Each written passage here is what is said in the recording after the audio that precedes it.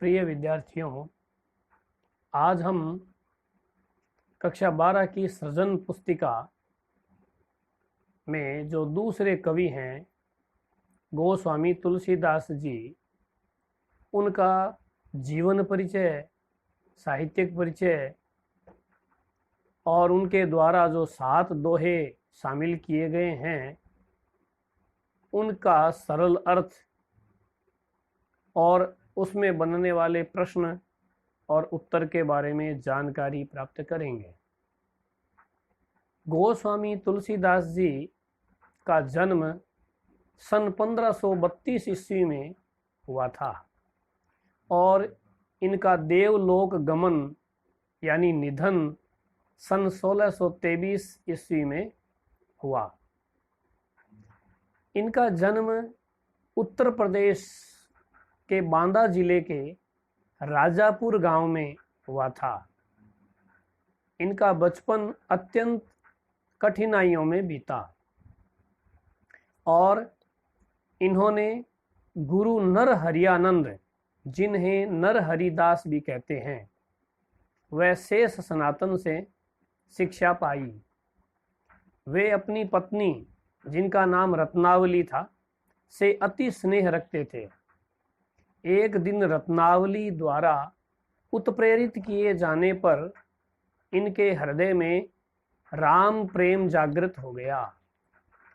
रत्नावली की उत्प्रेरणा से संबंधित एक दोहा प्रसिद्ध है, जो इस प्रकार है। अस्थि चरममय देह मम, तामे ऐसी प्रीति, जो होती श्री राम में तो ना होती भव भीति। ऐसा कहने के बाद तुलसीदास जी ने राम प्रेम का मार्ग अपनाया। तुलसीदास जी की भाषा के संबंध में बात करें तो इनका अवधी और ब्रज भाषा दोनों पर ही अधिकार था। दोनों ही भाषाओं में इन्होंने कई ग्रंथों की रचनाएं की। लगभग 12 रचनाएं इनकी प्रामाणिक रूप से मिलती है। इनमें सर्वप्रथम सर्वप्रसिद्ध जो रचना है वो है रामचरितमानस, जिससे आप और हम सभी परिचित हैं। ये ग्रंथ ही उनकी यश और कीर्ति का आधार ग्रंथ बना।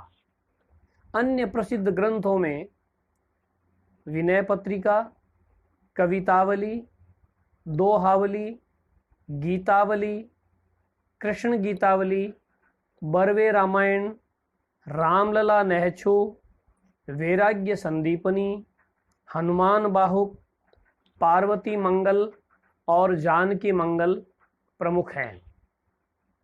तुलसी के काव्य को देखने से ज्ञात होता है कि इनके काव्य में विराट समन्वय की चेष्टा है। समन्वय कहते हैं आपस में जोड़ना।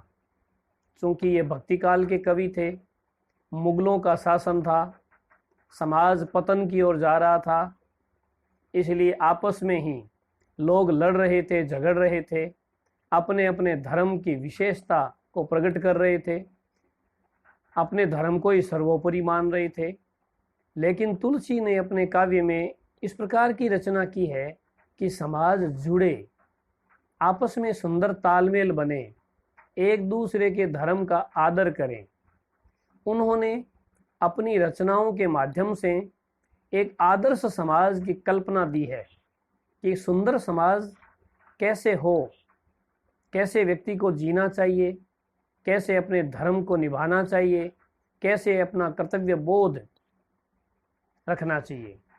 वह कभी अप्रासंगिक नहीं हो सकती। अर्थात आज भी तुलसी ने जो बात बताई है आदर्श समाज की, वो आज भी जानने योग्य है। तुलसी का काव्य भारतीय समाज का आदर्श पथ प्रदर्शक है। पथ प्रदर्शक माने रास्ता दिखाने वाला, मार्ग बताने वाला है। इस पुस्तक में तुलसी के 7 दोहे शामिल किए गए हैं।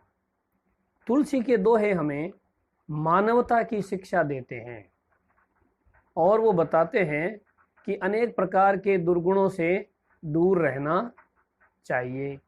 आइए हम पहले दोहे का सरल अर्थ करते हैं। काम क्रोध मद लोभ रत गृहाशक्त दुख रूप ते किमि जानहि रघुपति मूढ़ परे भवकूप। छोटे छोटे दुर्गुणों को बताया है तुलसी ने कि दिखने में बहुत छोटे हैं लेकिन ये दुखदाई हैं। काम, अनेक प्रकार की कामनाएं। क्रोध, गुस्सा करना। मद, अहंकार, लोभ, लालच। रत माने डूबे हुए। और गृहासक्त, घर में ही आसक्ति रखना। ये सारे के सारे दुर्गुण हैं, ये दुख रूप हैं। इनके कारण से ही, इनके बंधन से ही व्यक्ति दुखी हो जाता है। ते किमि जान ही रघुपति ही, वे क्या श्री राम को जान पाएंगे जो दुर्गुणों में ही व्यस्त हैं, दुर्गुणों में ही डूबे हुए हैं। ऐसे लोग श्री राम की भक्ति क्या कर पाएंगे। मूढ़ परे भवकूप। मूढ़ माने अज्ञानी लोग, मूर्ख लोग। वे भवकूप, संसार रूपी कुएं में, अर्थात ऐसे लोग बार बार इस संसार चक्र में जन्मते हैं और मरते हैं। 84 लाख योनियों में आना जाना लगा ही रहता है। वो प्रभु भक्ति नहीं कर पाएंगे जो दुर्गुणों में फंसे हुए हैं। इस प्रकार तुलसीदास जी ने श्री राम भक्ति करके और इन दुर्गुणों से दूर रहकर इस संसार सागर को पार करने की शिक्षा दे रहे हैं। अब हम दूसरे दोहे का सरलार्थ समझेंगे। कहिबे कहें रस ना रची, सुनिबे कहें किए कान, धरिबे कहें चित हित सहित, परमारथ ही सुजान। अब पहले शब्दों का अर्थ समझेंगे। कहिबे कहें रस ना रची, कहने के लिए जीभ हमें दी है जिससे हम बोल सकते हैं। सुनिबे कहें किए कान, और सुनने के लिए कान है। धरिबे कहें चित्त, और धारण करने के लिए हमें हृदय मिला है। हित सहित, परमार्थ ही सुजान। इस प्रकार तुलसीदास जी कह रहे हैं कि बोलने के लिए हमें वाणी मिली है, इसलिए अच्छी वाणी बोलनी चाहिए। सुनिबे कह किए कान, और अच्छी बातें सुननी चाहिए। धरिबे कह चित्त हित सहित है, हृदय में धारण करने के लिए अच्छी बातें हैं, वो धारण करने चाहिए। परमार्थ ही सुजान। सुजान का मतलब है जो समझदार लोग हैं, जो अच्छे लोग हैं, वो अपनी इंद्रियों का जो प्रयोग है वो परमार्थ के लिए करते हैं। परमार्थ के यहाँ दो अर्थ हैं। एक अर्थ तो है दूसरों की भलाई करने के लिए, और दूसरा है अपना जीवन सफल करने के लिए। अर्थात समझदार और सज्जन व्यक्ति जो हमारे प्राप्त इंद्रियां हैं, आंख, नाक, कान, हृदय, उन सब का प्रयोग दूसरों की भलाई के लिए करते हैं और अपना जीवन जो है वो परमार्थ में लगा करके अपने जीवन को सफल कर लेते हैं। इसलिए तुलसीदास जी ने इसमें यही शिक्षा दी है कि इंद्रियों का प्रयोग दूसरे की भलाई के लिए कर लेना चाहिए। वही सुजान, वही बुद्धिमान है। अब हम तीसरे दोहे का सरलार्थ करते हैं। तुलसी भलो सुसंगते, पोच कुसंगति सोई, नाऊ किन्नरी तीर असी, लोह बिलो कहु लोई। गोस्वामी तुलसीदास जी ने इस दोहे में सत्संगति और कुसंगति का प्रभाव बताया है। तुलसी ने बताया है भलो सुसंगते, सुसंग, अच्छी संगति बहुत लाभप्रद है, हमेशा अच्छी सत्संगति ही करनी चाहिए। पोच कुसंगति सोई, और बुरी संगति करने से व्यक्ति बुरा बन जाता है। पोच, पोच माने बुरा, और भलो अच्छा, सुसंग से भला बनता है व्यक्ति और कुसंग से बुरा बन जाता है। इसका मतलब संगति का प्रभाव पड़ता है। एक उदाहरण दिया है, देखिए अगली पंक्ति में। नाव, किन्नरी, तीर, असी, ये 4 चीजें हैं। नाव माने नाव जो पानी में चलती है, किन्नरी माने वीणा, एक वाद्य यंत्र जो मधुर वाद्य है, तीर, तीर माने बाण, और असी माने तलवार। लोह बिलोक लोई, देख लीजिए, समझ लीजिए कि लोह का प्रयोग इन चारों में होता है। किन चारों में? नाव में होता है, कील के रूप में, उसे बांधने के रूप में। किन्नरी वीणा में होता है, किस रूप में? तार बनते हैं। तीर, तीर के आगे की नोक लोहे की बनाई जाती है। और असी तलवार, उसमें लोहे का प्रयोग होता है। एक ही प्रकार का लोहा 4 अलग अलग चीजों का, वस्तुओं का संग किया। अलग अलग वस्तुओं का संग करने से क्या प्रभाव पड़ा? देखिए, नाव में लगकर लोहा नदी पार करवा देता है, लोगों को इस पार से उस पार ले जाता है, वर्षों वर्षों तक कितना लाभप्रद बनता है उनके लिए। और वीणा में वो लग करके और मधुर संगीत के द्वारा कितने कितने लोगों के हृदय में रस घोल देता है, आनंद भर देता है। ये 2 तो अच्छे प्रभाव हुए। अब तीर में लगा वही लोहा तो आगे किनारे पर लग करके वो प्राण घातक सिद्ध होता है, क्योंकि तीर से किसी की मृत्यु होती है लगने पर, तो वो नुकसानप्रद हो गया। असी तलवार स्वयं, तलवार का काम ही क्या है? मौत। तो तलवार में भी वो प्राण घातक हो गई। तो देखो, 2 वस्तुओं में लग करके लाभप्रद और 2 वस्तुओं में लगकर नुकसानप्रद, प्राण घातक। इसलिए लोहा 4 अलग अलग जगह लगकर अलग अलग प्रभाव होता है। ये सब संगति का प्रभाव है। अच्छी संगति से अच्छा और बुरी संगति से बुरा प्रभाव। तो सीधा सीधा इसका संकेत हो गया। क्या हुआ? मानव जीवन के लिए क्या संकेत हुआ कि हमें जैसी संगति हम करेंगे, जैसे लोगों के साथ रहेंगे, वैसा ही हमारे ऊपर प्रभाव बनेगा और वैसा ही हमारा आचरण बन जाएगा। समाज को हम वही चीजें दे पाएंगे जिससे लोगों का हमने संग किया है। विभीषण ने भी भगवान श्री राम से यही मांगा था। जब वो शरण में चले गए थे तो एक जगह ऐसा दृष्टांत है, वो कहते हैं कि दुष्ट संग जनि देई विधाता, भगवान से यही मांगते हैं वो कि बरु भल बास नरक कर ताता, हे प्रभु हमें हजारों वर्षों तक नरक में भले ही रहने को मिल जाए, लेकिन बुरी संगति जो है वो क्षण भर के लिए हमें मत देना। इसलिए हमें सदैव सावधानी पूर्वक अच्छी संगति ही करनी चाहिए। चौथा दोहा लेते हैं।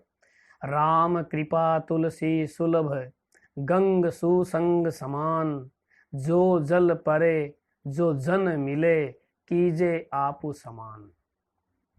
अच्छे सज्जन लोगों का कितना अच्छा यहाँ वर्णन किया है तुलसी जी। तुलसी कह रहे हैं कि प्रभु की कृपा से, क्योंकि उनके आराध्य श्री राम थे, तो वो कह रहे हैं कि श्री राम की कृपा से बहुत ही सत्संग है वो आसान है मिलना, और गंगा का स्नान मिलना बहुत सरल है। दोनों ही उपलब्ध है, चाहे तो गंगा स्नान करें और सत्संगति करें। अब इसका प्रभाव एक समान बताया है, गंगा का और सत्संगति का, तुलनात्मक रूप में। कैसे? जो जल परे, यानी गंगा में जो पानी जाकर के मिलता है उसे हम गंगा जल ही तो कहेंगे। गंगा अपने में मिलने वाले नदी नाले के पानी को भी अपने समान पवित्र और गंगा जल बना देती है। जो जन मिले, जन का मतलब लोग, तो लोग भी जो है वो सत्संगति में जब जाते हैं, अच्छी संगति में बैठते हैं, अच्छी बातें सुनते हैं, तो सत्संगति का भी यही प्रभाव है कि वो व्यक्ति भी अच्छे बन जाते हैं। यानी सत्संगति हमेशा व्यक्ति को अपने समान अच्छा बना देती है। गंगा किसी भी जल को अपने समान गंगा जल में परिवर्तित कर देती है। कीजे आप समान, इसका मतलब यही है, अपने समान वो फल दे देते हैं। इसलिए सदैव सत्संगति करें, गंगा स्नान करें, और ये प्रभु की कृपा से सबको सुलभ है, मिलना आसान है। अब हम 5वें दोहे का अर्थ करते हैं। तुलसी या संसार में भांति भांति के लोग, सब सो हिलमिल चालिए नदी नाव संयोग। हम जीवन में किस प्रकार का व्यवहार करें, इस पर तुलसी जी बता रहे हैं कि इस संसार में तो विभिन्न विचारधारा के लोग रहते हैं, सबके अलग अलग सिद्धांत हैं, अलग अलग सोच है, भांति भांति के लोग, तरह तरह की विचारधारा के लोग रहते हैं। ये बड़ा संसार है। तो इसमें जीवन यापन करने का सबसे बढ़िया तरीका क्या है? सब सो हिलमिल चालिए, सबसे मिलजुल कर मेल मिलाप रखते हुए, प्रेम भाव रखते हुए जीवन जिए। नदी नाव संयोग, ये बहुत अच्छी लोकोक्ति है। नदी और नाव का संयोग है ये। जैसे नदी और नाव का आपस में सामंजस्य और तालमेल होना ही चाहिए। यदि नदी नाव का संयोग नहीं होगा तो नाव डूब जाएगी, अर्थात हमारा जीवन सफल नहीं होगा। सब प्रकार के सिद्धांतवादी, सिद्धांत के अलग अलग सिद्धांत के लोगों से यदि हम तालमेल मिला करके नहीं चलेंगे तो जीवन दुखी हो जाएगा, जीवन सफल नहीं हो पाएगा। इसलिए तरह तरह के लोगों के साथ प्रेम भाव से जीवन यापन करें, सबसे अच्छा व्यवहार रखें। और ये नदी नाव का संयोग है, पता नहीं कितने दिनों का मिलन होता है। नाव में लोग एक लक्ष्य लेकर के एक स्थान के लिए, इच्छित स्थान के लिए जाते हैं, थोड़ी देर के लिए मिलते हैं। और नदी में यदि नाव वाले लोग लड़ने लगे तो नाव कैसे चलेगी? मुश्किल हो जाएगी, डूब जाएगी। लेकिन समझदार लोग देखते हैं कि थोड़ी दूर जाना है, थोड़ी देर का संग है, इसलिए प्रेम से रहते हैं और अपने अपने इच्छित स्थान पर फिर चले जाते हैं। इसी प्रकार ये संसार है, पता नहीं कितने दिनों तक लोगों का अपना मिलन होता है, कौन कौन लोग मिलते हैं। बड़े प्रेम का व्यवहार सबके साथ करना चाहिए। कितनी देर का समय है ये तो किसी को पता नहीं, जीवन कितना है ये तो पता नहीं रहता है, ये तो भविष्य के गर्त में छिपा होता है। इसलिए जीवन में अपने व्यवहार में आने वाले लोगों के साथ बहुत ही सुंदर और प्रेम पूर्वक व्यवहार करते हुए जीवन जीना चाहिए। तो कुल मिला के इस दोहे पर, उस दोहे में सबसे प्रमुख बात है सब सो हिल मिल चालिए। तुलसी कहते हैं मेल मिलाप रखते हुए मिलजुल कर जीवन यापन करने में ही जीवन की सफलता निश्चित है। अब हम छठे दोहे का अर्थ करने वाले हैं। तुलसी पावस के समय धरी कोकिलन मौन, अब तो दादुर बोली हैं हमें पूछी हैं कौन। तुलसी यहाँ समय का महत्व बता रहे हैं। तुलसीदास जी कह रहे हैं पावस का मतलब होता है वर्षा ऋतु। वर्षा ऋतु के समय में कोयल जो है वो चुप हो जाती है। वो जानती है कि समय अनुकूल नहीं है, समय तो प्रतिकूल है। अब तो बारिश होगी, तेज बारिश, इसमें बहुत सारे मेंढक इकट्ठे हो जाएंगे जहाँ तालाब भरेगा और मेंढक बोलेंगे, मेंढकों की टर टर तेज आवाज चलती रहेगी। अब हमारी आवाज को कौन पूछने वाले हैं, हमारी मधुर वाणी को कौन सुनने वाला है। वो जानती है कि समय प्रतिकूल है और जब बसंत ऋतु आएगी तब बोलेंगे, लोग सुनेंगे। इसी प्रकार व्यक्ति के जीवन में अनुकूलता और प्रतिकूलता का समय आता रहता है, जाता रहता है। प्रतिकूल समय में धैर्य धारण करके चुपचाप रहना ही ठीक है, वो समय निकालना चाहिए। और जब अनुकूल समय आता है तब बोलना चाहिए। और दादुर व्यक्ति जो है वो मूर्ख व्यक्तियों का भी है, संकेत कर रहे हैं कि मूर्ख व्यक्तियों की जहाँ पूछ हो, जहाँ सम्मान हो, वहाँ बुद्धिमान व्यक्ति मौन रहना ही हितकर समझता है। अर्थात बुद्धिमानों के बीच, मूर्ख लोगों के बीच बुद्धिमानों का कोई सम्मान नहीं है, वहां उसे बोलना ही नहीं चाहिए, चुप ही रहना चाहिए। तो समय की अनुकूलता और प्रतिकूलता को हमें समझना चाहिए। अब हम 7वां दोहा लेते हैं। तुलसी असमय के सखा धीरज धर्म विवेक, साहित साहस सत्य व्रत राम भरोसो एक। तुलसीदास जी तो श्री राम के अनन्य भक्त थे, उन पर पूरा भरोसा था, पूरी शरण थी उनकी, इसीलिए वो ये बात कह पाते हैं। एक सुंदर शिक्षा इसमें देते हैं। तुलसीदास जी कहते हैं असमय के सखा। असमय का मतलब है समय का साथ न हो, समय प्रतिकूल हो, संकट का समय हो, परेशानियों से घिर जाएं, उस वक्त क्या करें मनुष्य? सखा मित्र का सहारा हो। मित्र कौन है? मित्र 7 मित्र बताए हैं, ध्यान से सुन लीजिए। धीरज, प्रतिकूल समय हो, संकट का समय हो तो धैर्य रखें, जल्दबाजी ना करें, क्योंकि जल्दबाजी में कदम उठाएंगे तो नुकसान होगा। धर्म, धर्म हमेशा साथ रहे, जो नियम है, जो धर्म है, जो कानून कायदे हैं, उनको न छोड़ें। और विवेक, विवेक कहते हैं सही और गलत के निर्णय करने की क्षमता को। इसलिए प्रतिकूल समय में, संकट के समय में व्यक्ति को विवेक नहीं छोड़ना चाहिए। सही क्या है और गलत क्या है, इसको अच्छी तरह समझना चाहिए।